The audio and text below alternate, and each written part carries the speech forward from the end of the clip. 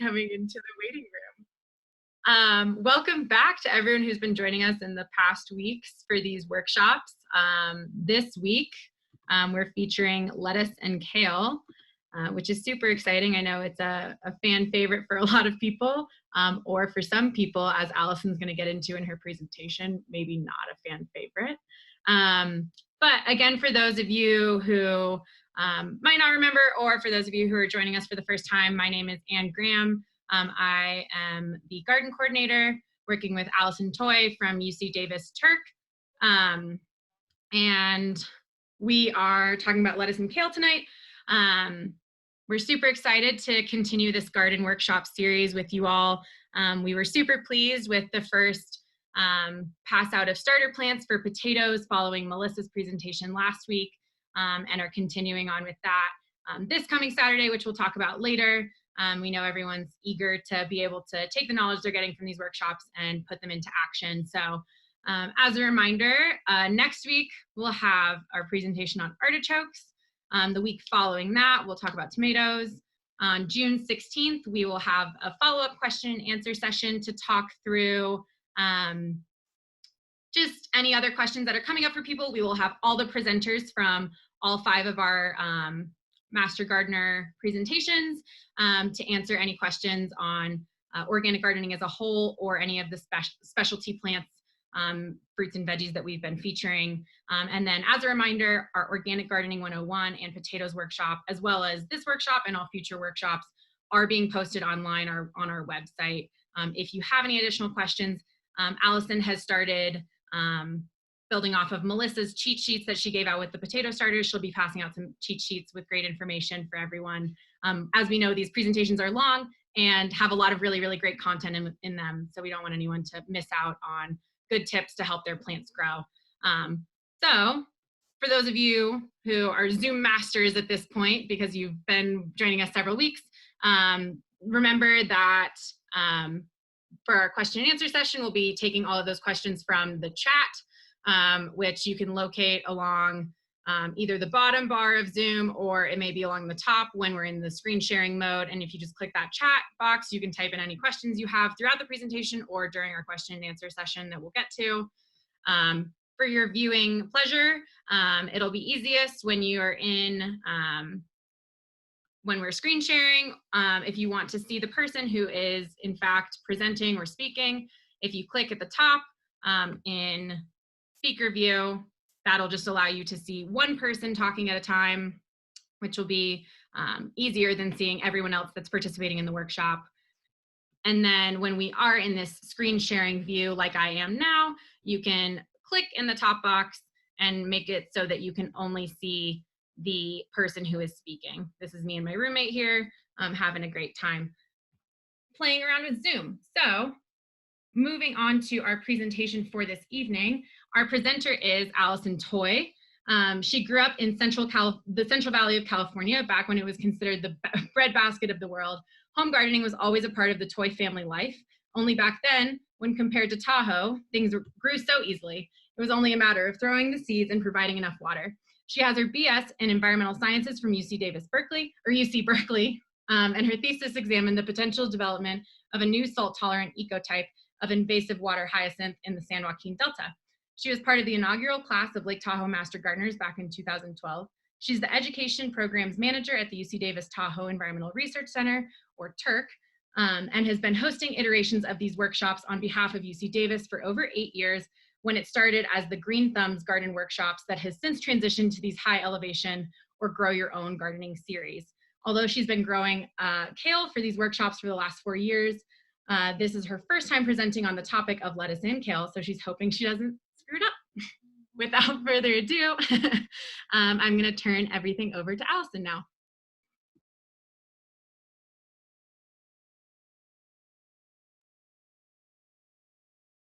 Making sure I unmute myself first of all. All right, so this is the lettuce and kale workshop, and hopefully it goes to full screen. There it goes. And I have named it Let Us Not Forget Kale. And the title speaks to my affection for growing kale in the Tahoe Basin. And also, it's just kind of here to set up and let you a sneak peek for sorry, I'm getting distracted. It's basically foreshadowing some of the awesome witty humor that I have prepared for you during this presentation. So I'm Allison, and as Anne mentioned, I work for UC Davis TERC, and just a quick little plug for TERC. We've been doing aquatic and terrestrial research, long-term monitoring in the basin for over 50 years. We usually have a host of education programs at our Tahoe Science Center, our Erickson Education Center, which are both currently closed, unfortunately, at the moment, but we are hoping that they will be reopened come fall. But what is available to you now is the demonstration gardens, the Tahoe City Demonstration Garden and the North Tahoe Demonstration Garden. The Tahoe City one is pictured up in the upper corner, and the strawberries in the picture are from the raised beds at the North Tahoe Demonstration Garden. And they both do a great job of doing native plant and BMP demonstrations, in addition to showcasing some of the vegetables and fruits that are featured in this workshop series. And you can find more information about that on our website.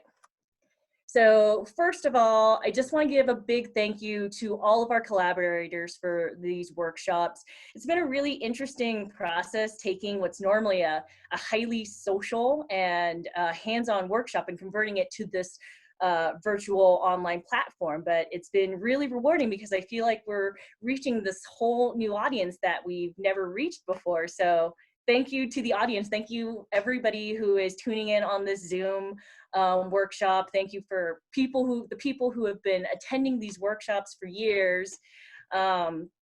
Your support has been so greatly appreciated, and we're loving all the positive feedback, and we also appreciate the constructive criticism, and we're gonna keep working to make these workshops better and better.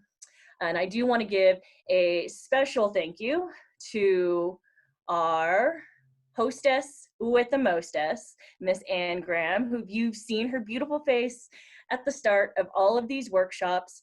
She has been working so hard. She's the person who's been doing all of the behind the scenes work in terms of these presentations and the emails that are getting sent out to you. So if you see her when you pick up your seedlings in Incline Village, she'll be wearing a mask, but you'll recognize her. Tell her she's awesome, because she is, and tell her how much you're appreciating all of her hard work.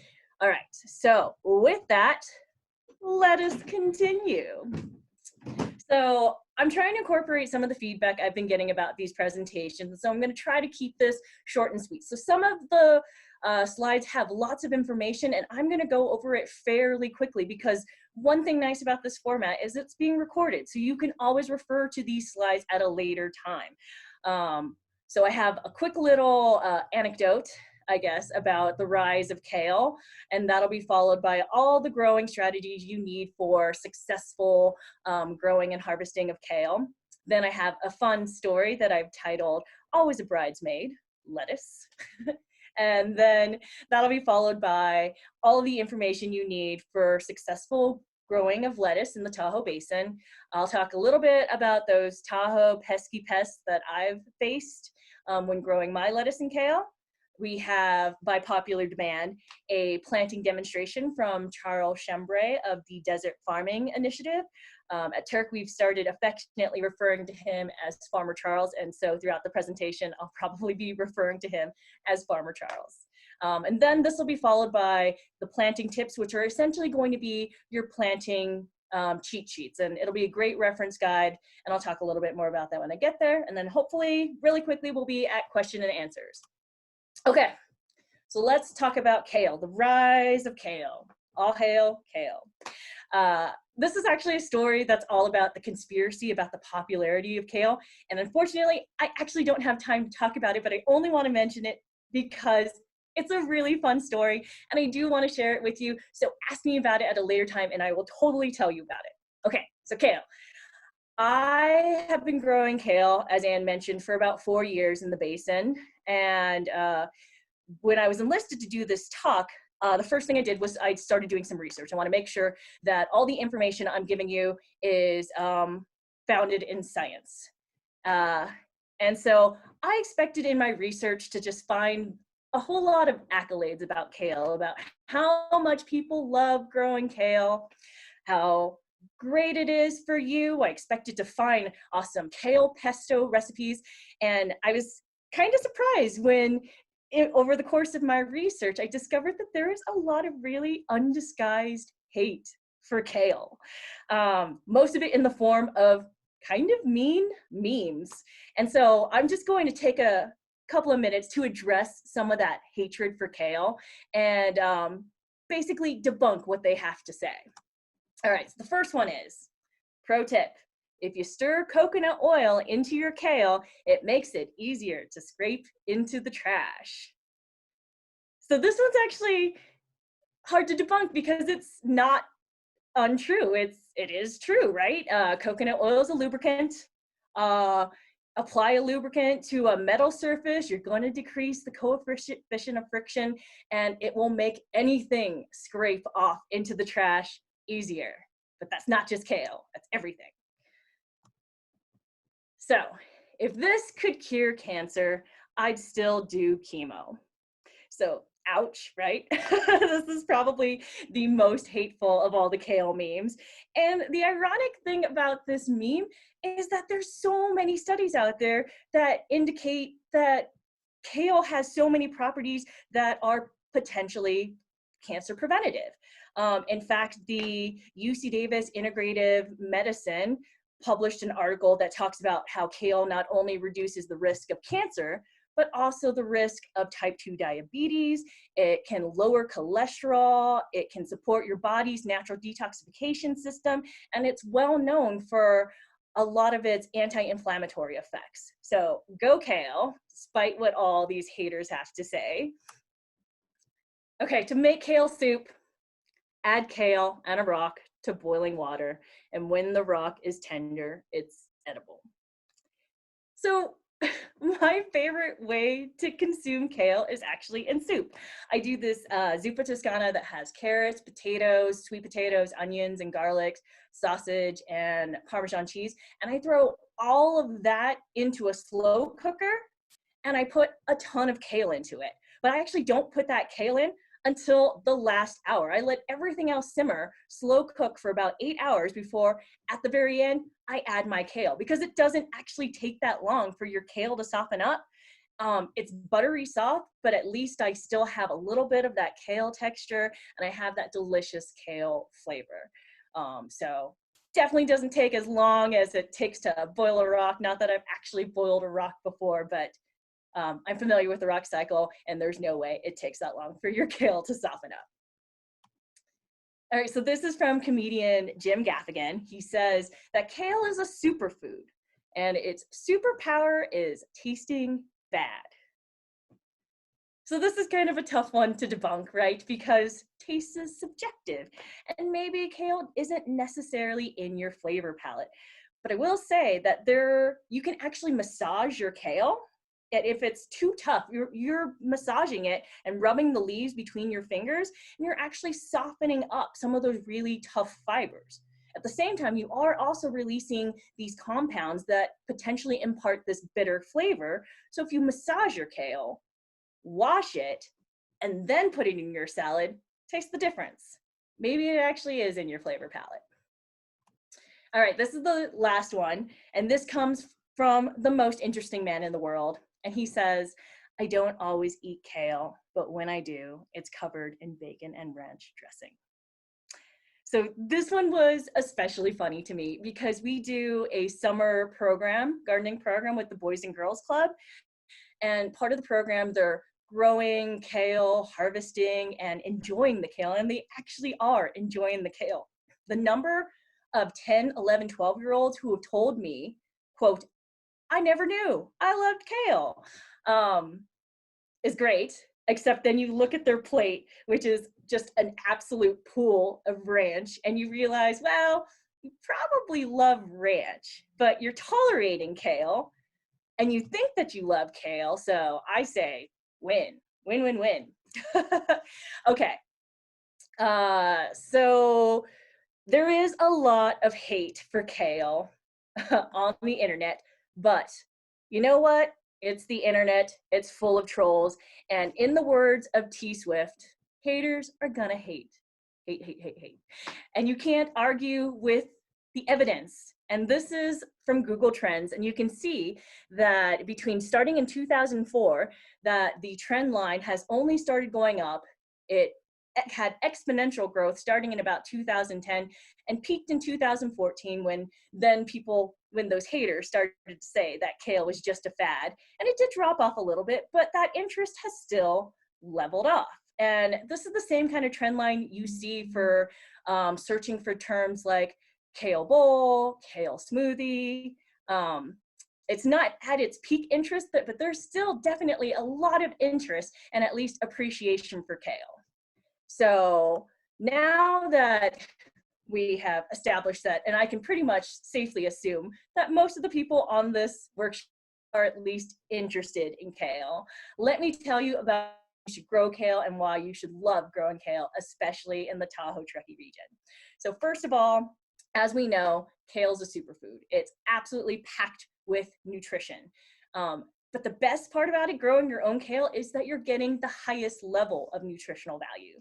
There's a study done by the UC Davis Department of Plant Sciences where they actually harvested different leaves at different maturity levels, and they stored them at different temperatures for different lengths of time. And most of you have probably already drawn this conclusion yourself, but you're going to get the most nutrient-packed kale the closer you consume it to the actual time of harvesting. So the fact that you can take your kale directly from your yard or container on your deck and within minutes have it in your salad means that you're getting the absolute highest level of nutritional value from your kale. It's going to be better than anything you get from even a farmer's market or the grocery store. And hey, if you want to really maximize your nutritional level, you just need to harness your inner rabbit and start nibbling it directly off the stem. Maybe wash it first though. All right, why else will you love growing kale in Tahoe Truckee region? It's so easy. It's easy peasy, lemon squeezy. It's a really hardy plant that is a cold season plant. So when we are having these weird bipolar weather snaps, like right now, where it was 70 degrees last week, potentially 80 degrees next week, and then it's freezing cold right now. Kale is just going to grow right through all that. And on top of that, it's going to produce a ton of harvest, a huge high yield harvest. There's a picture right here on the right of my dog Pepper, and he's standing next to a bowl of kale that I harvested in one harvest. And this is a harvest that I would do per week. And so this is from about 6 plants. We do this with the Boys and Girls Club. And I'm honestly just giving away kale in the fall after the programs are done, giving away kale to all of our staff. I'm leaving bags of it in our staff fridge and with signs up that says, please take more kale. We have so much. So it's great. You're gonna get so much kale out of your plants. And the other reason why you're going to love growing kale is because kale loves Tahoe. Take a look at that picture in the bottom left. That's the picture that encapsulates the phrase kissed by frost. And kale is actually going to get sweeter once it's been kissed by frost after the first frost. So as you're harvesting your kale in the summer months, definitely take a note of the flavor change that happens after the first frost. It's going to get sweeter and you're going to enjoy it even more. And well into the winter months, take a look at that middle picture, you can still harvest kale. The last big winter, 2018, 2019, my kale had way more snow than what's pictured on that, and I was still harvesting kale. Granted, I'm not going to harvest as much as you see in the Pepper picture, but you're still going to be able to harvest enough for, say, a soup over the course of a month. Okay, so here are the kale seedlings that we have available to you. So take a look at that picture in the upper right hand, and then I'm moving clockwise. We have kale, the white Russian kale, the red Russian, and the Siberian. And the two on the right, the dazzling blue and the white Russian, were grown by myself and Anne. And the two on the left were grown by Farmer Charles. So kale is classified by color and leaf type. There are varying shades of green, as you can see on the picture, in addition to some reds and purples. The two most common leaf types that you're going to see are the curly and bumpy leaf. Those are the ones that are commercially available in every grocery store. And number 4 is the curly leaf, and number 3 is your bumpy leaf, or it's more often referred to as the dino, or lacinato kale. And then we have the plain leaf, which is pictured in number 1 and number 6, the white and red Russian variety, which we have available for you. And you can just see that it's a flatter leaf and it has these deeply notched lobes on the edges. And then number 2 and number 5 are examples of the leaf spear variety. And that's kind of a leaf that's more of this cross between a plain leaf and a curly leaf. And then there's also the ornamental kale, which is, its name says it all. It's beautiful, it's ornamental, but doesn't particularly taste good, and it's especially tough. So you're gonna grow it. If you wanna grow it, you're gonna grow it for its looks, for its aesthetics, not for consumption. All right, so these are the stats for your dazzling blue kale. This is the bumpy leaf that we do have available. It'll get about 30 inches in height, up to 30 inches. Takes about 50 days to maturity. One thing kind of cool about it is that you will get different colored leaves based on what kind of growing conditions you're providing to your kale. So you could get this green leaf with this purple midrib, or you could get this completely purple leaf, including the midrib. It's considered hardier than the traditional lacinato, and it's ideal for kale salads. The white Russian kale was actually voted the best tasting by High Mowing Organic Seeds, and High Mowing Organic Seeds was where we actually sourced all of our kale seeds from. It has this blue-green plain leaf, 50 days to maturity. Approximately, it'll get up to 30 inches in height. One thing nice about this one is that it tolerates a wet soil. So if you happen to be in a low-lying area, or your land backs up to a wetland, and you have really wet soils, this variety is probably going to be doing the best for you. That's weird. It's going backwards. Okay, the red Russian kale looks similar to the white Russian, only it has that red purple midrib.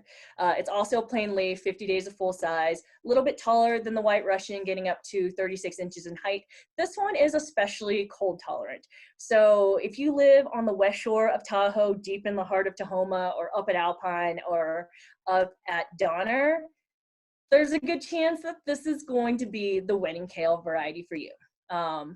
Tender, smooth, very sweet, popular in salads. What a surprise. All right, Siberian kale. So this one is our leaf spear variety, and Farmer Charles informs me he's growing it as a large leaf variety, but also has told me that if you harvest this in the baby leaf form, it's considered delicacy, which is kind of cool. So the leaf spear variety is actually my favorite type for making kale chips, and you can just take a look at it and see why it would be so good as kale chips. It's flat, so it has like this even cooking. It has like this ruffle that is wide enough to really catch all of that Parmesan that I'm liberally sprinkling over the top. So that way, when you bake it, you have like these crunchy pockets of the salty, nutty cheese that just really makes kale chips delicious. And it's high yielding, so you'll get tons of kale chips. This one is gonna take a little bit longer to get to maturity, about 60 days. So growing kale. Kale likes full sun.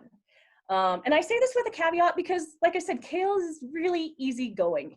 If you live in a place that has tall trees, which is pretty much all of Tahoe, right?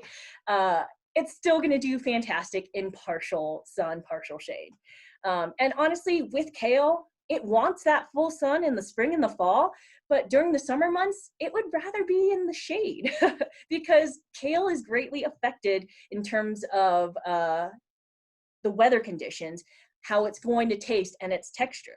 if you are leaving it exposed to really hot sun, it's going to be kind of tough and a little bit more bitter, which is why they suggest you shade during the hot summer months.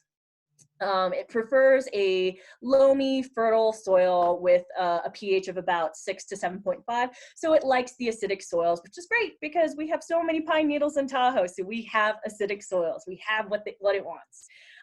Then a little bit about watering. Farmer Charles is going to talk about that in greater detail.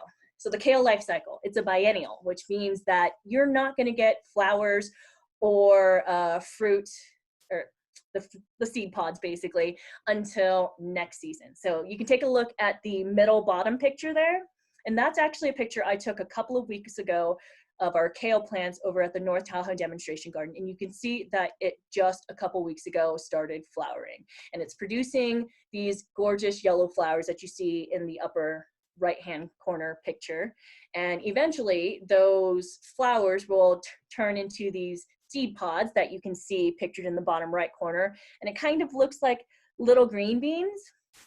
And once it starts to dry out and brown a little bit, and the stems will dry out and brown as well, you can actually harvest all of those individual little pods, or you can cut off the entire seed head, put it in a large paper bag, shake vigorously, and you'll actually have kale seeds that you can sow in another location, or you can give out to people, or you can save it for next season. Honestly, you'll get so many seeds, you can do all three.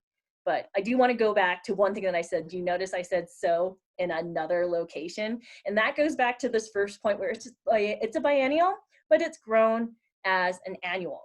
And that's because kale has a lot of pests and a lot of, it has a great propensity for disease and viruses.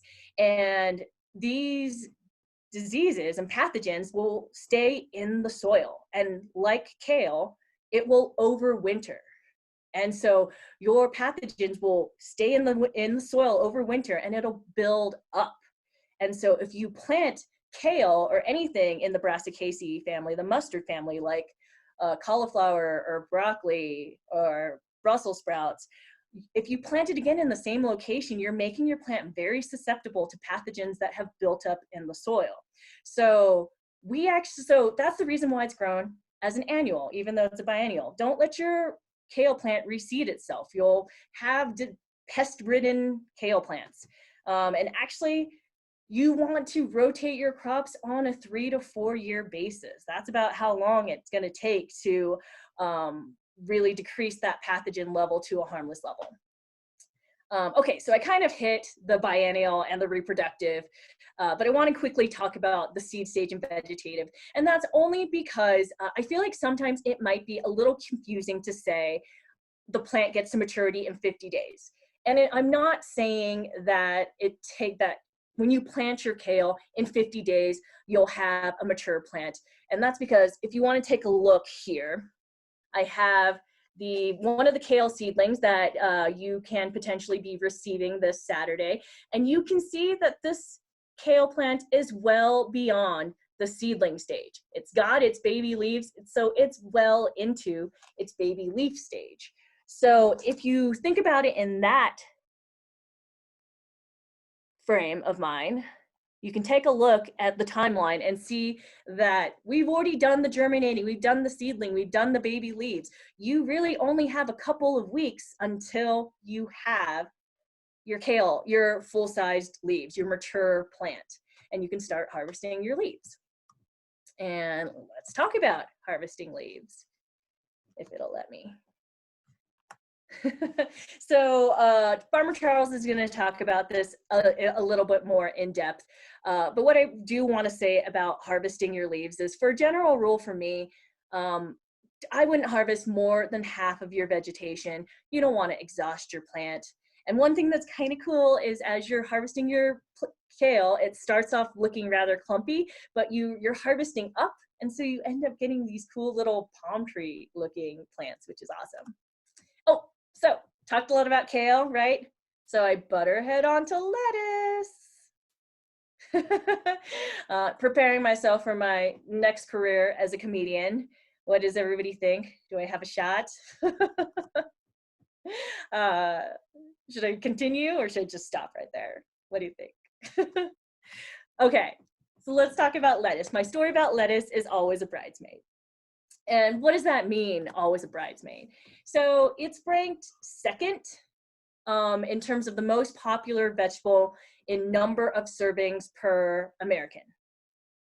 And you can probably guess what is the most popular vegetable in number of servings per person. It's the potato. And so this is actually a statistic that I heard years ago in a lettuce and kale talk back in 2018, and it's something that is consistently true. And it made me really sad because I was just like, well, poor lettuce, it's never going to beat the potato. The potato's so popular. Poor lettuce. But then I started thinking about the potato, and I started to think, okay, yeah, botanically, potatoes and lettuce, both definitely vegetables. But now let's start thinking about nutritionally. And if Melissa, our potato guru, is watching this presentation, I'm sure she would have lots to say about the nutritional content of potatoes. And it is very nutritious, especially if you eat the skin. So let's all take a moment and let's think about how we enjoy our potatoes. Are you picturing golden, crispy French fries? Are you picturing these golden sticks dipped in ketchup, maybe ranch, maybe covered in gravy and cheese curds, right? Maybe you're picturing it mashed, mixed with tons of butter. Did you leave the skin on? Now, let's think about how we appreciate lettuce. How do you enjoy eating your lettuce? Is it fresh? I wouldn't be surprised if it's fresh because it's lettuce. It's approximately 95% water. You're always going to be enjoying your lettuce fresh. You're never going to really freeze it. You're certainly not going to deep fry it. So I think on a nutritional level, I pretty much just made the argument for why lettuce is actually the most popular vegetable in number of servings per person. What do you think? Are you all convinced? Are we all team lettuce now? We should be, because in addition to lettuce being awesome and super popular, it's also a nutritional powerhouse, like kale. And granted, not all lettuce is created equal. I'll talk more about that later. But one thing that's great about growing lettuce in Tahoe is it's a cozy plant. And what do I mean by that? So not all of us have huge yards. A lot of us do container gardening. Maybe we only have a deck as our growing space. And you can grow lettuce really close together, especially if you're harvesting leaves rather than a whole head. You can actually grow them as close as 3 inches together. So the cozy little plant, you can maximize space by growing lettuce. Like kale, it's Tahoe friendly. It's a cool season plant, actually thrives at about 75 degrees. So it loves this weather. So lettuce is a great add-on to any meal, whether you're doing lettuce cups, lettuce wraps, adding lettuce to your normally just plain brown burger, adding color and texture, making your food potentially very Instagram ready if you're into food photography. And growing lettuce is easy. It's so easy that it's easier than enjoying a root beer in a square glass. So that's just kind of a nerd joke for my fellow nerds out there. And the joke also is that it's not an easy joke to understand. And that's because lettuce actually isn't as easy as, say, kale. And I'll kind of get into that as we talk about growing strategies. And the main reason why I like growing lettuce is when you grow, you know. And so let's talk about what I mean about that. And so here comes my one and only lettuce meme for this presentation. So this meme is very relevant to a specific year, a year that's not too long ago, but let's think about this. So the meme is, right now, chocolate is good for you, and romaine lettuce can kill you. I've been training my whole life for this moment. What year was this? So this was the 2018 E. coli outbreak where all of the romaine lettuce was recalled, and the FDA showed that it was due to water contamination. So, and here's the thing about lettuce and kale. It is classified as one of the dirtier produce, and that's because of its propensity for diseases and pests. So a lot of times there is like a potential for, say, pesticides on the leaves. There is always a possibility of water or soil contamination. But so if that's not one good argument for at least purchasing organic lettuce and kale, it's a great argument for growing your own. When you're growing your own, you're in control. You know what goes into your lettuce and kale. And hell, like if you think about water contamination and lettuce being approximately 95% water, why wouldn't you want to give it some of the best water in the world? And we fortunately have some of the best water in the world. Think about that amazing Tahoe water that you're giving your awesome organic lettuce. And that's why when you grow, you know. All right, lots of different types of lettuce, different colors, different textures, different flavors. I'm focusing on the butterhead lettuce and the romaine lettuce, and that's because those are the two types that we have available for you. The Merlot is the butterhead on the left side, and the Rouge de Vert, I had to be coached on how to say that. I don't speak French. So the Rouge de Vert is the one on the right. So the Merlot is your large butterhead, bright green, 52 days to maturity. It'll get up to 12 inches in height, 12 inches in diameter. It's sweet and tender, bruises and tears easily. It's a butterhead. It's soft. Yeah, it's gonna bruise easily. Then we have the Rouge de Vert, which translates to red of winter, and which does lead into the fact that it's a really good cold weather lettuce, and you can harvest this into wintertime. It's a romaine type lettuce, which is nice because romaine grows upwards rather than outwards, and so it tends to be one of those space savers as well. Rather than having to space it potentially 12 inches, you could probably go as spacing to 10 inches. 50 days of full size, about up to 12 inches in height, leaves for salad mix, or full-sized head. So growing lettuce, like kale, it likes full sun. But also like kale, it's also affected by really strong sun. It's going to harden with strong afternoon sun. And so one of the things that I recommend is that you can plant your lettuce in a specific location so that it just gets 3 to 4 hours of that strong morning sun. And we all have those tall trees. We can be strategic about where we put our lettuce. Look at where these tall trees, where their shadows fall throughout the day. Figure out a location to put your lettuce so that it gets that 3-4 hours of strong morning sun, and by the late afternoon, it's shaded by your tall tree.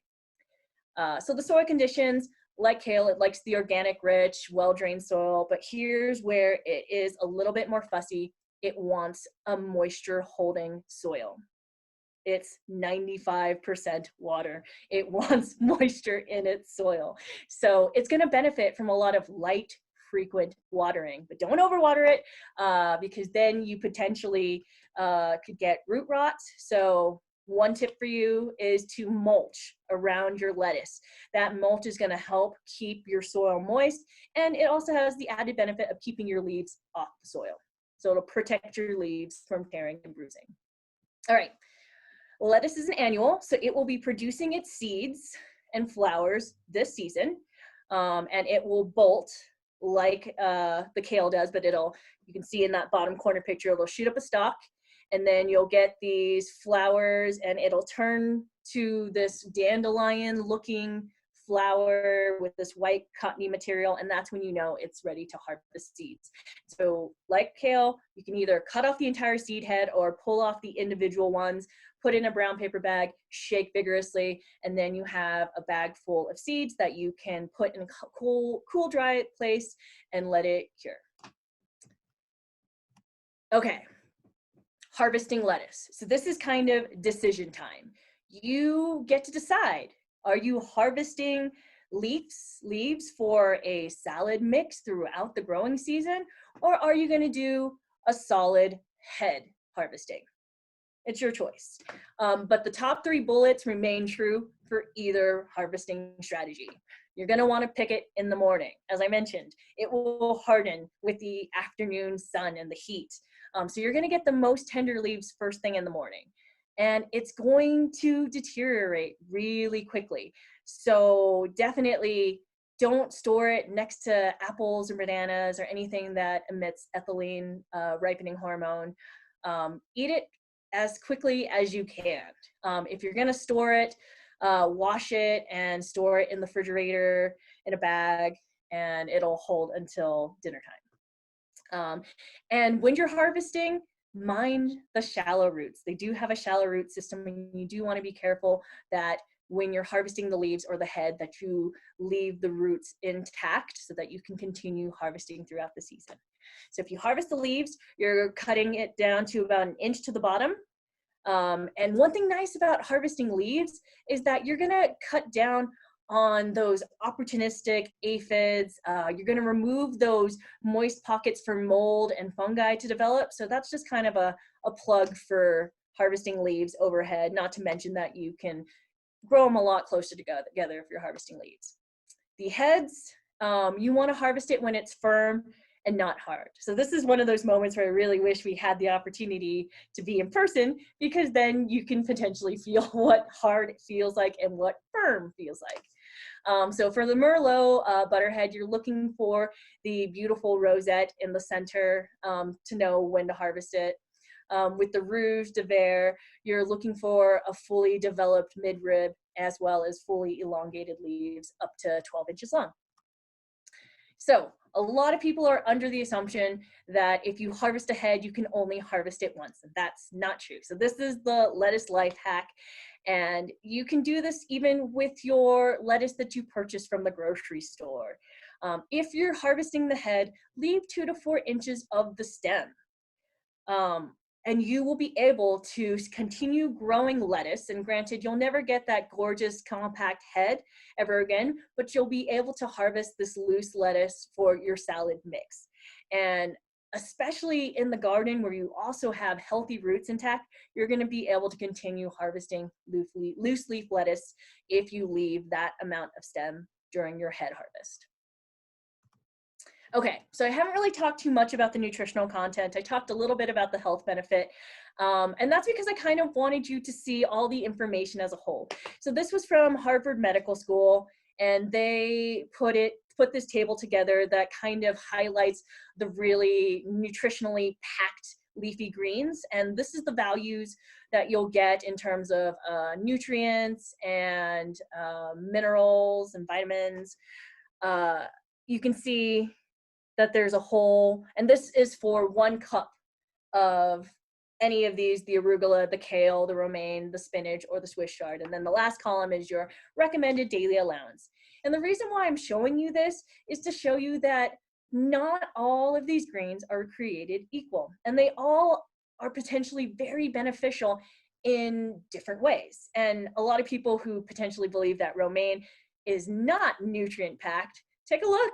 It has twice as much vitamin A as kale and way more than spinach. But the reason why I want to show you this is because you shouldn't be dependent on one leafy green or one vegetable to fulfill your RDA, your recommended daily allowance. When you're having your salads or your soups, you want to have a diverse salad. You want to have a rainbow of colors, a variety of textures and flavors, and that's how you're going to get the biggest nutritional bang out of your bite. So just think about that. And some people also, if you're potentially on blood thinners or you have kidney stones, you're potentially watching your intake of things like vitamin K and potassium. And so you never want to do anything in excess, but you want to always make sure that you're doing it in a balanced way. Okay, so pesky pests of Tahoe. So first of all, if you have pests, romaine calm. So the ones that I've mostly dealt with in Tahoe have been aphids and your Tahoe wildlife, like that cute little chipmunk up top there. So with aphids, there's basically 2 steps for me. It's the physical removal and then a soapy solution. So you can see a picture in the 2 bottom pictures. You have like more of that fleshy green aphid, the one that you commonly see. It can benefit from just a really strong spray of water, and that'll remove a lot of them. And then I add a soapy solution, and my soapy solution happens to be a tablespoon of Dr. Bronner's and about 25 fluid ounces in a spray bottle. Put a tablespoon of that mixed with water, and that's my soapy solution. And I really like Dr. Bronner's because it's fair trade and it doesn't have any additional detergents. And so it's really great for keeping an organic garden. And it's also really great for the environment, or better for the environment.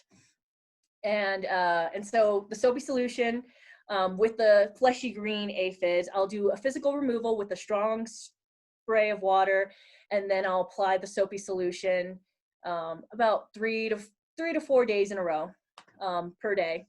Now, I have a picture of the kale aphid infestation I dealt with last year, and these are cabbage aphids, and they have this waxy coating. So you actually want to skip that spray of water for these particular aphids because that waxy coating will just spread across your plant. So the physical removal that you want to do for this one is a removal of that leaf. Throw it in a live compost bin or throw it in the trash. Get it away from your plant.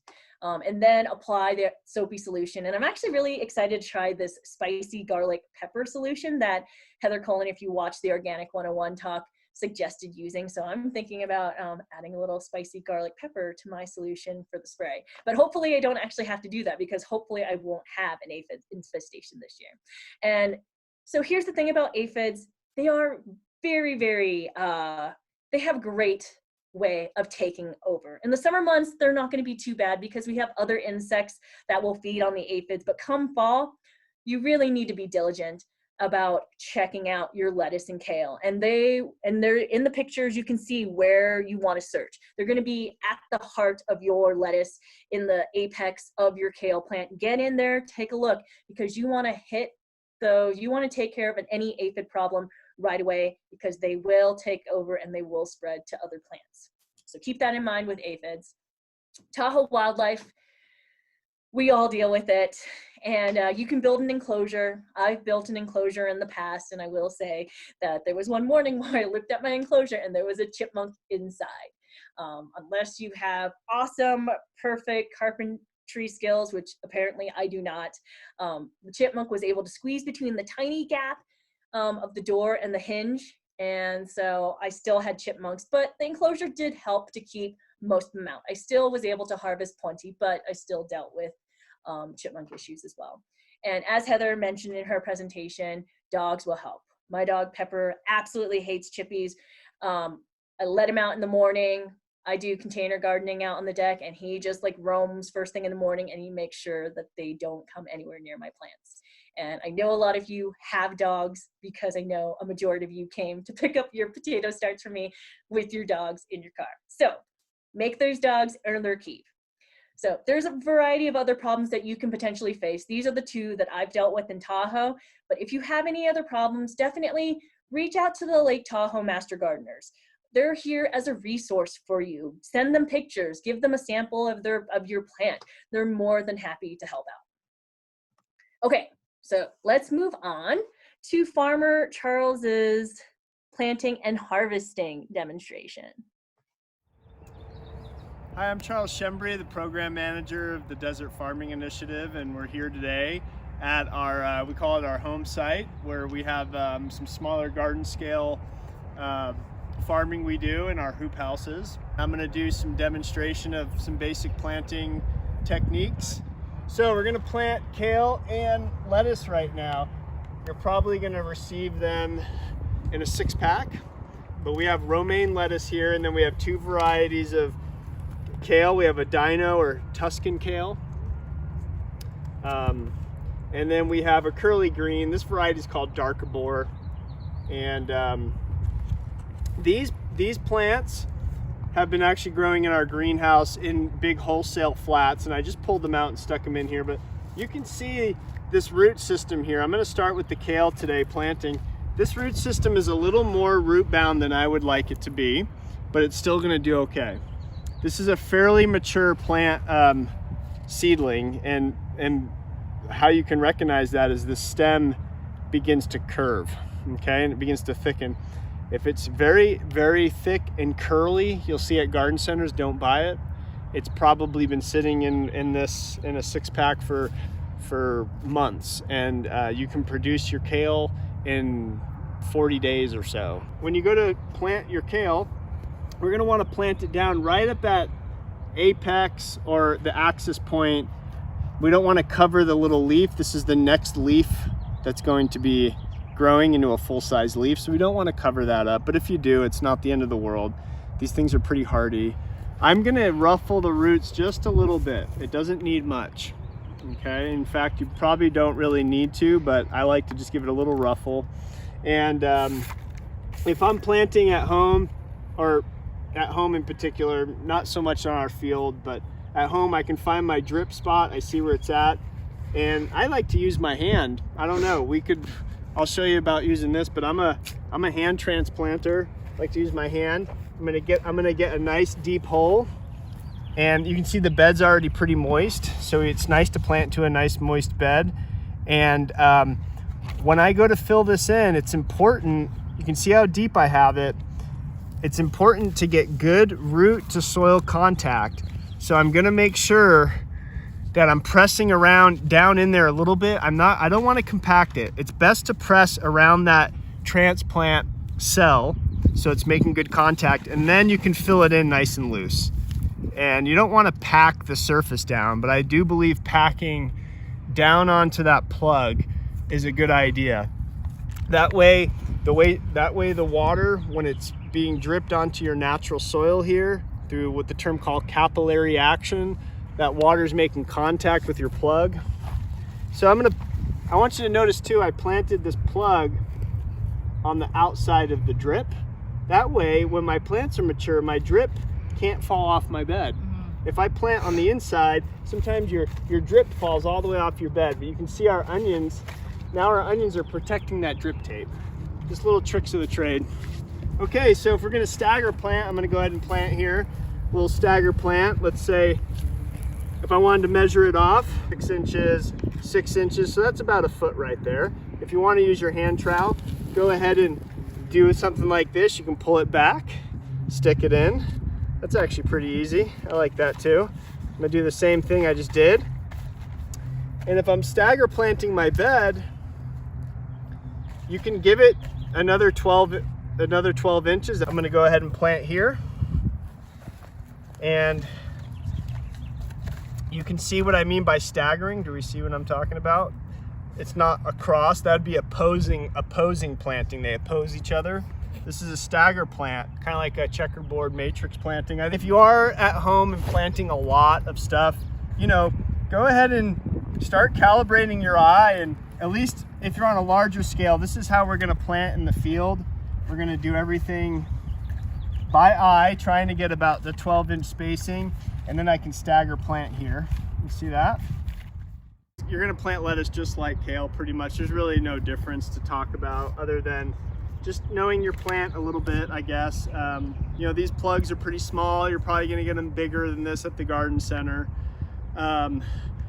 We don't want our lettuce to do that when we plant it.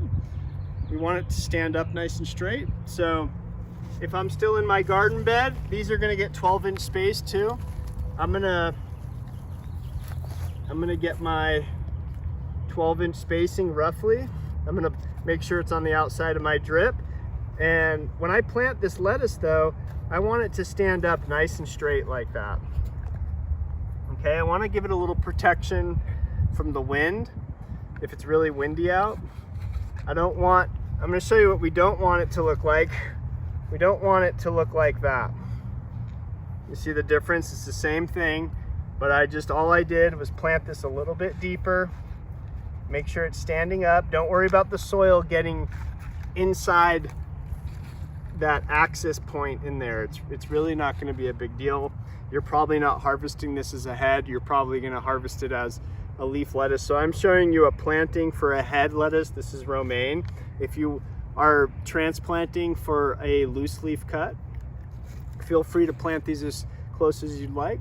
Maybe you want to do them about every 3 inches like this. And once these fill in a little bit, you're going to be cutting them at about 1 inch from the ground so that you leave enough leaf to regenerate. Okay, so now that we've got our plants planted, it's time to give them some water right away. If I'm on a drip system like this, I'm going to give them at least probably around 40-45 minutes, and I want to see a nice drip circle around near the plant. If you're watering by hand, then just go up and give some water, right? Don't let the water run off too much. But when you're watering by hand, you want to give it light watering for a while. I would stand here and hit each spot so that the water can soak in, and then keep hitting it until you're sure that the water's really gotten past that plug. When I say plug, I'm just going to pull this up. This is the plug, and you're going to need to water. What you should do is water these every day for about 3 to 4 days straight to get them established, and make sure that that plug is moist. Because just remember, even though it's in the soil, it's still in its own little plug. And so it's always something good to remember and think about. But once you've got these established, you know, in a couple weeks, I'd say, depending on the temperatures, but if you're up in Tahoe and you have mild temperatures, and maybe you have some shade because there's trees around, I mean, you could probably get away with watering every 3 days, as long as you give your plants a good amount of water. The reason I love a drip system is because it creates this nice plume that extends around the plant, and it sustains soil moisture, believe it or not. When you go and water by hand, that hose impacts the soil surface, it compacts the soil, it's the pore space of the soil. Okay, and this is like the phenomenon of rain impact, and that's one of the problems with hand watering, unless you have a really nice mulch or something on your soil. So if you can do drip, I do recommend it. If you can't do drip, put your hose on put it on a soaker. If you have the soaker nozzle, those are great. Put it on a low volume, it's gonna take you longer, but go ahead and just soaker hose them and try to treat it like a drip, and don't let your hose like impact the soil really aggressively. So maybe every 3 days. If you're in cooler climates, believe it or not, I mean, after a couple months, your kale, you're picking it all year, you can probably get away with once a week watering if it's a nice big deep watering. Don't worry about too much. You know, we all want to conserve water, but if you give your plants a nice deep watering, it really makes a big difference. The root system will explore deeper into the soil profile. If you're wondering, oh, should I water? I like to get my hand trowel, and I like to get down, you know, into about 4 to 5, 6 inches and feel that moisture, because sometimes your soil surface is kind of dry. People will often just go like, oh, it's dry, I gotta water, but your soil is actually pretty moist down there. So make that determination after these plants have established themselves. Make your watering determination based on what's happening a few inches down at least. One of the most important things about leafy greens is not to exhaust the plant. You do not want to strip these things all the way down, because remember, the driving force of energy growth for a plant is photosynthesis, and photosynthesis occurs through green plant tissue, essentially, right? So the more green leaf we have, the more photosynthesis we have. So if we're going to be picking these off right now, we're going to pick maybe 1 or 2 big leaves off of this plant, okay? And the root system should be strong enough where I could just snap it right off, but it's a little tough, so you might want to have your pruning shear if you're a little worried. A nice cut is kind of nice for the plant. So if you got your pruning shears in your garden, do that. It's kind of, and you could risk yanking that plant out of the ground when it's too young. So at this time of the year, probably cut it off. Well, good maintenance of your plant is to just, any of these little leaves, Kale's going to do this. Its lower leaves are going to get all yellowy, and you know, we have some stuff going on here. Some of this has to do with the temperatures early in the season. Take these off.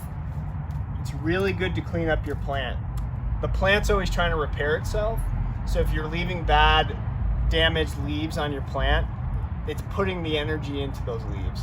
And we want to put the energy into our good growing leaves. If you're growing it all season, you definitely want to give it some fertilizer. So, maybe give it some fish emulsion or some liquid organic. I like liquid organic fertilizer. You mix it in your watering can and, give it a nice douse, at least every 3 weeks or something. It's going to keep that plant generating. I just have a couple more slides left, and these are kind of really important slides. These are your cheat sheets. And you'll notice they're a different color from the other slides, and it's done like that on purpose so that if you're referring to this video at a later time on YouTube, all you have to do is look for the light colored slide, and these are going to be your reference guides for planting lettuce and kale. So Charles doesn't really talk about container gardening, and I personally do container gardening at home. I've moved a lot, and so I like to be able to take my things with me. I do raised bed gardening over at the demonstration gardens, but I actually really like container gardening because, like I said, kale and lettuce are kind of like finicky about being in the sun for too long. So if it's in the sun and it's 1 o'clock in the afternoon, I just move it. It's great. With kale, you want to give it a container with a diameter of at least 12 inches, kind of like the same numbers that Charles was mentioning. You want to make sure that the depth is also to be about 12 inches. And kale likes drainage. And one of the nice things about containers is that if you have a particularly deep container and you're a little low on your really good fertile soil, you can augment the bottom and actually add proper drainage by adding stones. I've been adding walnut shells to mine because I was given about 20 pounds of walnuts last winter. And so I've been just using my shells at the bottom of my pots, and that will actually provide proper drainage while reducing the amount of soil that I need in my pots. So with lettuce, it's shallow roots. It doesn't need a deep container, 6 inches minimum. But here's the thing about containers and lettuce. It wants that moist soil. And we live up in Tahoe where we have a really high evaporation rate. So if you have your lettuce in a shallow container, you're really going to need to be on top of that frequent watering, because you want to make sure that your approximately 95% water plant has moist soil at all times. And then also make sure adequate drainage as well. All right, this is your kale cheat sheet. A lot of it is just basic information that Charles just presented, a little bit of my information as well. Here's your lettuce cheat sheet, all about lettuce planting, harvesting. And then Melissa didn't have her cheat presentation, so here it is. Definitely make for sure that if you want this information, it's text on a light background for a reason. You can actually print this out if you want to take a picture of it. Is the bulk of my presentation. I do want to say that the one thing that I miss in terms of having these presentations in person is I miss that social interaction. I miss the people who come up to me at the talks and they pull out their phone and they start showing me pictures and telling me like, oh, look at all of these tomatoes I grew last season, or look at how amazing my kale plants are. I love that because then I bring out my phone and I'm like, wait till you see my kale. I love like being able to share in this experience. We want this to be a community thing, and I want to hear about how your plants are doing. And fortunately, in this day and age, we still can. We have social media. I'm very active on Instagram. My name, funnily enough, is Pepperbutt. And that's a nod to my dog, whose photo is about 90% of the content on my Instagram. But it is also about 10% plants, 10% food, and 5% me. And you can send me pictures if you have questions. You can just send me pictures if you just want to share it with somebody who cares. I care. And you can also potentially, if you really want to brag about how well it's doing, you can share it with the TERC Instagram at UC Tahoe. We will repost it and share it with the world. All right, so the next step, I'm sure anybody who's been on these workshops know, there's a follow-up survey. This is your key to getting your seedlings, and the times have changed a little bit, so be aware, check the email, read the email thoroughly, and I'll talk a little bit about this. But I just want you to know that these surveys are more than just your ticket to seedlings. These surveys are also your scientific contribution to this phenology study that we've been doing for the past 6 years. We're looking at the timing of the growth and development of plants as a result of weather and climate, specifically varietal comparative phenology. We're looking and comparing the growth and development of several plant varieties in Tahoe. So we're doing Tahoe phenology, and you've now probably done some surveys. You can see that it's super quick and easy, 10 questions max, 2 minutes max. So if you get an email from UC Davis TERC about the gardens, check it out. It probably has a survey that you can do in a couple minutes, and it would be so helpful to our phenology study. So with that, I'm sure I've gone long, but are there any questions? And this is my question for all of you. Great. So Alison, there's been questions coming in. A reminder, if you have questions, put those in the chat. We'll take about 10 minutes worth of questions. So the first question that they have is, can you recommend soil types for potted kale? Is it different from the soil recommendation from Heather's organic gardening presentation? It's not really different from Heather's or organic presentation. I do particularly like to use Kellogg soils, and that's the ones that we use in the raised bed. But with kale and lettuce, they're pretty easygoing plants. They're not going to be picky. Awesome. And is kale also a winter crop in areas outside the Truckee, Tahoe area? So they do say that the studies show that kale can survive temperatures up to -2 degrees Celsius. So very cold temperatures, but if you are in an extreme cold environment, like say Wisconsin, it might not survive through the winter. But you can also potentially protect your plant by creating a cold frame for it, keep some of those snow levels out. And if it's a fully protected cold frame, you might be able to keep the temperatures warmer. Awesome. Will lettuce or kale burn if it's in the sun all day? If so, what is the solution to this? It will burn if it is in the sun all day. And the solution to this is pretty, well, cut off the parts that have been burned and shade your plant. If it's in a container, move it into a place where it's not as sunny. How long do the seeds need to stay in a bag in a cool, dark place before being able to be planted? So it varies for kale and lettuce. So with kale, well, actually both of them, you're gonna want to, you can cure it for up to a week to 2 weeks. But once it's 1 to 2 weeks, you can re-sow those kale seeds. You even really need to cure kale seeds. Once you harvest them, you can re-sow them and they will grow. Lettuce does need more of a curing, and that's about 1 to 2 weeks. How do we know when the lettuce leaves are ready to harvest? So if you're doing a loose leaf lettuce, honestly, once it's even, I have one here. Oop. I have a lettuce seedling here, and so you can kind of take a look and see how it looks. And this one only has about maybe 6 or 7 leaves. Once it gets to, once you get a nice mature leaf on the outside, so you want to actually have a mature plant, but you can harvest it really quickly. As long as you're leaving about 1 inch of the plant so that you're only cutting the leaf tips, it will still continue to grow. And you can add these baby leaves into your salad mix. Great. The next question is, do ladybugs work for aphids? They do.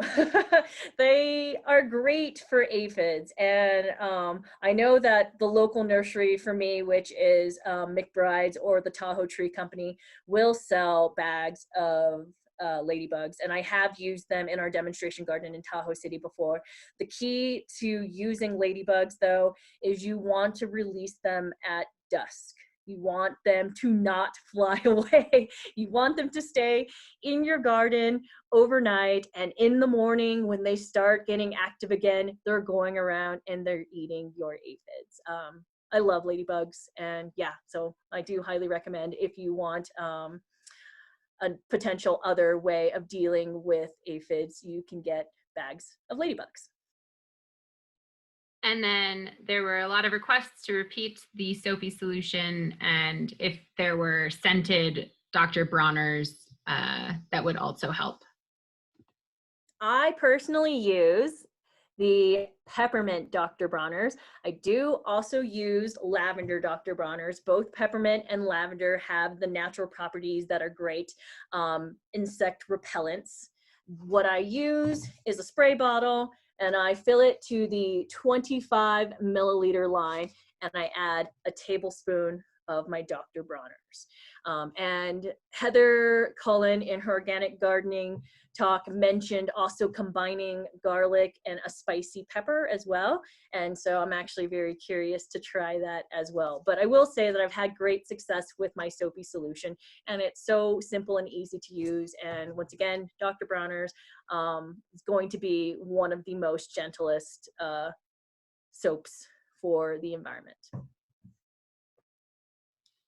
Next question asks, are there any tools that you know of to help determine the moisture level in the bottom of pots or containers so that you don't overwater your plants?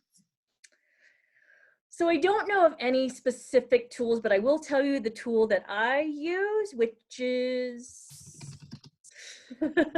my hand. I will just, like, honestly, if you go to about 4 inches below the surface, you'll know whether or not it needs more moisture or not. One of the key things that I like to tell students is if you can stick your finger in about 4 inches into the soil and it comes up completely dry, you definitely need to water. If you still have soil particles sticking to your hand, your soil's still moist.